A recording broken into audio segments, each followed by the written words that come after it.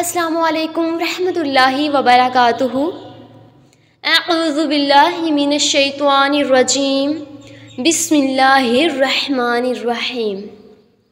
आज हम सूरह इब्राहीम की मुख्तसर तफसीर को देखेंगे इंशाअल्लाह।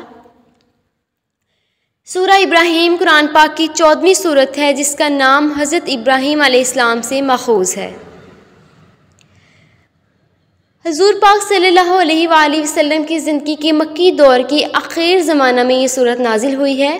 इस सूरह में 7 रुकू, 52 आयात, 831 अल्फाज और 3461 हरूफ हैं। नाम की बात करते हैं तो आयत 35 में हज़रत इब्राहीम अलैहिस्सलाम के ज़िक्र से माखूज़ है इसका नाम। इसके नाम का मतलब ये नहीं है कि इस सूरत में हज़रत इब्राहीम की जो है वो सानिया उम्री बयान की गई है, बल्कि ये भी अक्सर सूरतों के नामों की तरह अलामत के तौर पर है, यानी वो सूरत जिसमें इब्राहीम अलैहिस्सलाम का ज़िक्र आया है। ज़माने नज़ूल पर नज़र डालते हैं। आम अंदाज़े बयां मक्का की आखिरी दौर की सूरतों का सा है। सूरह रात से करीब ज़माने ही की नाज़िल शुदा मालूम होती है। ख़ुसूसन आयत 13 के अल्फाज हैं कि इनकार करने वालों ने अपने रसूलों से कहा कि ये तो तुम्हें हमारी मिल्लत में वापस आना होगा, वरना ये तुम्हें अपने मुल्क से निकाल देंगे।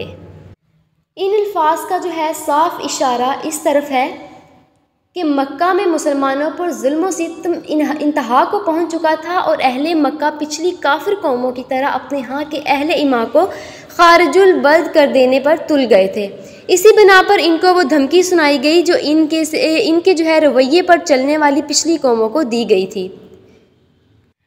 हम जालिमों को हलाक करके रहेंगे, और अहले ईमान को वही तसल्ली दी गई जो इनके पेशवों को दी जाती रही थी कि हम इन जालिमों को ख़त्म करने के बाद तुम ही को इस सरज़मीन में आबाद करेंगे।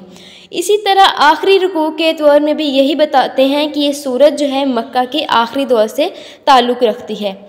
मरकज़ी मज़मून पर जो नज़र डालते हैं, मरकज़ी मज़मून व मुद्दा पर जो लोग नबी अकरम सल्लल्लाहु अलैहि वसल्लम की रिसालत को मानने से इनकार कर रहे थे और आपकी दावत को नाकाम करने के लिए हर तरह की जो है वो तदबीर कर चुके थे, हर तरह की बदतर से बदतर चालें चल रहे थे। इनको फहमाइश बल्कि तनबीह, लेकिन फहमाइश की बनिस्बत इस सूरत में तनबीह और मलामत का जो है अंदाज़ा ज़्यादा तेज़ है।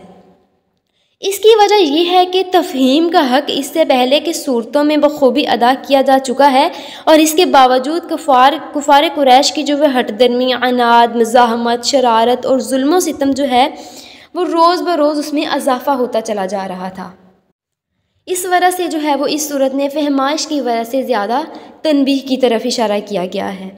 ये नहायत ही मुख्तसर तफसीर थी सूरह इब्राहीम की। उम्मीद है आप सबको समझ आई होगी इंशाअल्लाह। बारिकल्लाह फ़ीक। जज़ाकुमुल्लाहु खैरन कसीरा।